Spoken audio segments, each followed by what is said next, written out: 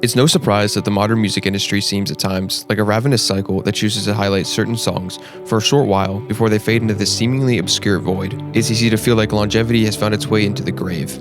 With songs being in rotation as literally short as a week, it's more important than ever to highlight some lesser appreciated albums that completely disregard that conventional notion. Right across the ocean, there's been a direct overturn in quality. I want you to meet Jim Legacy, one of the faces of this movement seeming to take over the burgeoning UK underground. His third studio album, Black British Music, has quickly become one of the most emotional, passionate, and ardent projects in recent memory. His most focused yet experimental project becomes more of a collage of sounds that all congregate to form an auditory reflection on his past struggles, and his use of samples, pop culture references, personal experiences, and reflections on his musical journey make for an incredibly refreshing project that echoes the soul of 2000s drill and indie rock while still remaining rooted in forging a new path forward for contemporary rap. Cathartically, in terms of viewing the entirety of the music industry, songs like Stick focus on Jim's perspective on longevity, questioning those who copy others and don't end up sticking or staying around forever, juxtaposing his own experiences on his upbringing with how he had to construct his own image and work for years on end to maintain it. To quote the song,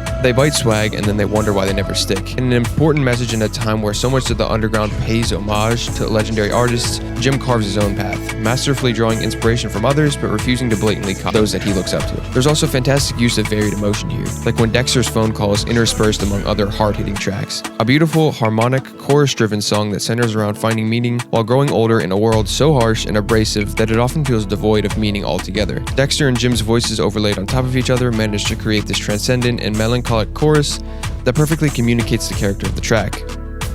I also highly recommend that you check out her own album, Time Flies, as well. She also manages to carve her own path in the contemporary British scene with incredibly imaginative alternative pop songs that have a deeply human essence to them.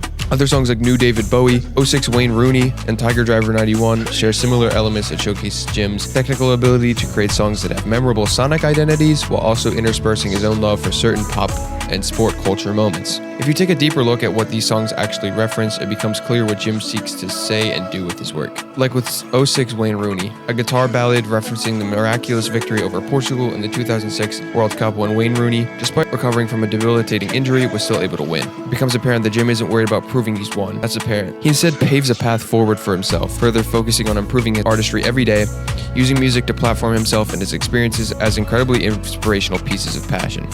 The Tiger Driver 91, a wrestling move used by pro wrestler Mitsuharu Misawa, was a last resort technique that was reserved for only the toughest challengers. What could be interpreted as both the music industry and the world constantly trying to convince him to give up hope, through his musical journey and struggle with homelessness, Jim refuses to give up and metaphorically uses this move as a way to cement himself as a steadfast figure that, despite everything, doesn't throw away his hope. I highly encourage you to check this project out. Start to finish, it's an incredible piece that platforms Jim Legacy's childhood aspirations and shortcomings, his ability to weave sports and music references into an auditory medium, and his willingness to open up about the road he's traveled to get here. Fear Inoculum imagines an alien wasteland, one where nothing is certain, and malignancy, fear, confusion, and curiously enough, regeneration breed. Though this album isn't quite as recent as the others on this list, I still believe it could find its way into one that could become timeless in a short while. The average track with lyrics on the album runs at 10 minutes, no short amount of time for a song, especially in an age where music is designed to be shorter to maximize its virality. And for a lot of these songs, there's an immense amount of build-up. 4 minutes on Invincible, 6 minutes on Descending, and nearly 7 minutes on Culling Voices. But that anticipation is where so much of the album's anima lies. It reminds us that art takes time, and that deeply human experiences require, in a temporal sense, an open canvas to express themselves upon. Maybe most importantly about this album is that it could almost be used as some sort of guiding philosophy. Many of the themes here, like perseverance, validation, and anger, resonate with me, and make me think that these songs serve as philosophical pieces that simultaneously critique and pave a way forward for the listener, despite the inexorable facade that it may present. This is especially apparent on a song like Invincible, like attempting to ascend an insurmountable wall with the confidence that you will be able to make your mark on it. And that's exactly what this song is about, growing older in a world you once thought you were immune to. That wall will never shrink or become easier to scale. It will only stand sentinel in the face of the universe. The sense of immunity deteriorates, and as Maynard posits, now the armor's wearing thin. The song reminds us of our mortality.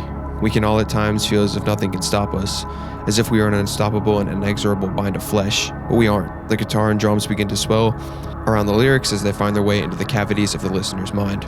Amongst the storm, the song is cultivating. Almost moving like a chronological representation of life itself, the song only continues to push onwards throughout its runtime. unrelenting like time itself. But what this song also does is it reminds us that at any point in our lives, we still have power left within us to continue to push through the absurdity of our own lives and the belief that our invincibility is worn down. An incredibly moving piece of music, the song stands as a grim yet empowering reminder of human existence and the way in which we hold ourselves to a certain standard based on our current experience in life.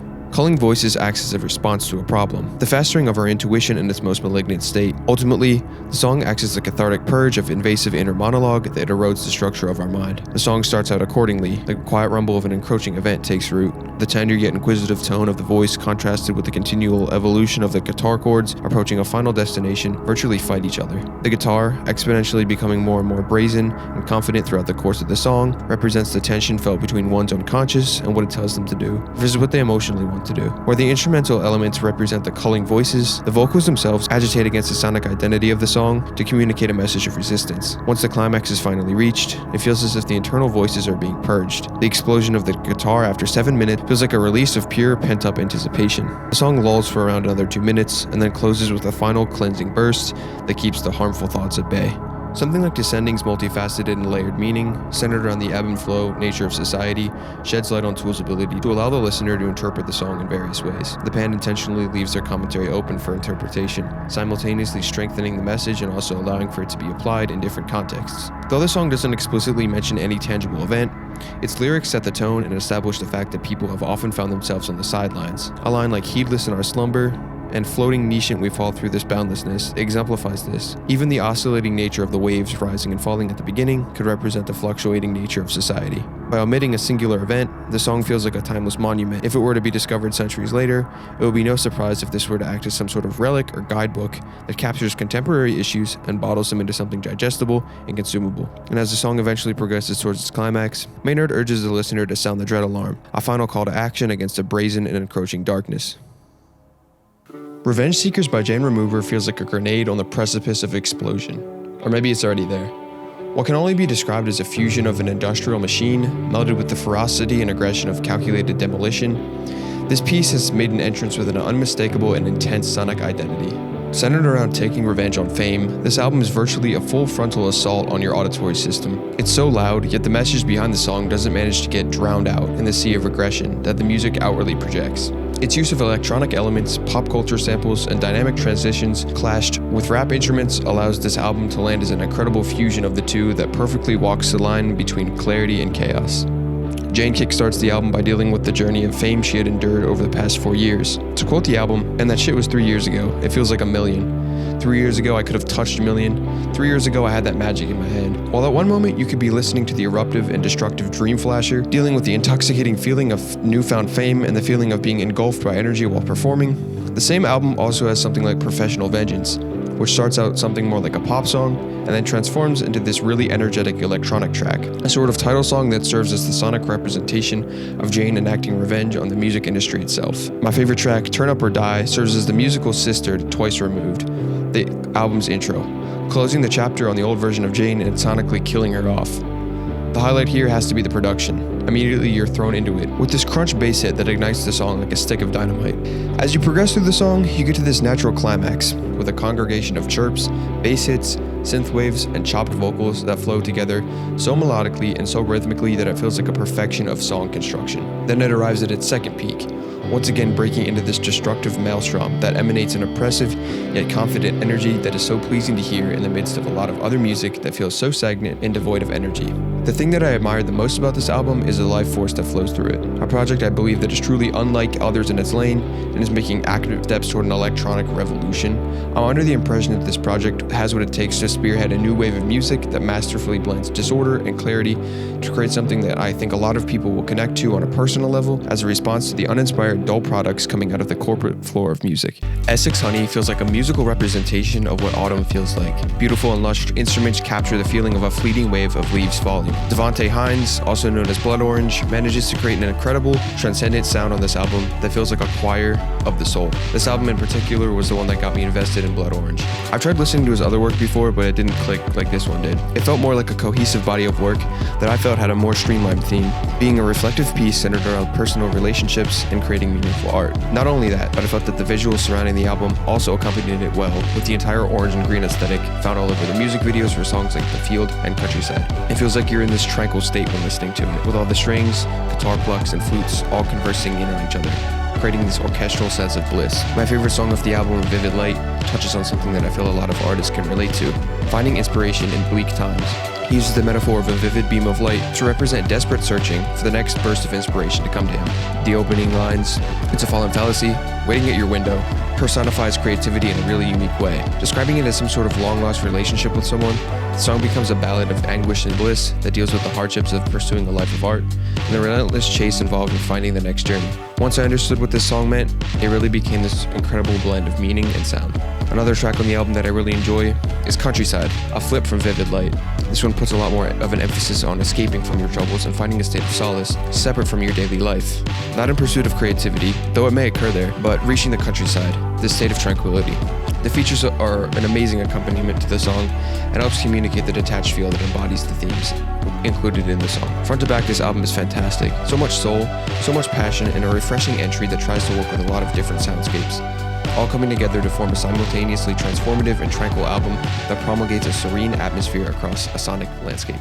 What can virtually be described as an auditory state of languid transition, Two Star and the Dream Police strikes a chord in the soul. It feels as if this album exists in a state of gloom, although the content that the album covers is not. It's the perfect type of music to fall asleep to, allowing the lyrics to sink into your subconscious as you drift off.